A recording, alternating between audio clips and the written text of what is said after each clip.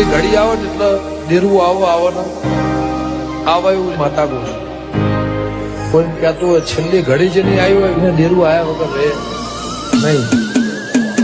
તારા હો માતા ચીર્યા માં તું છે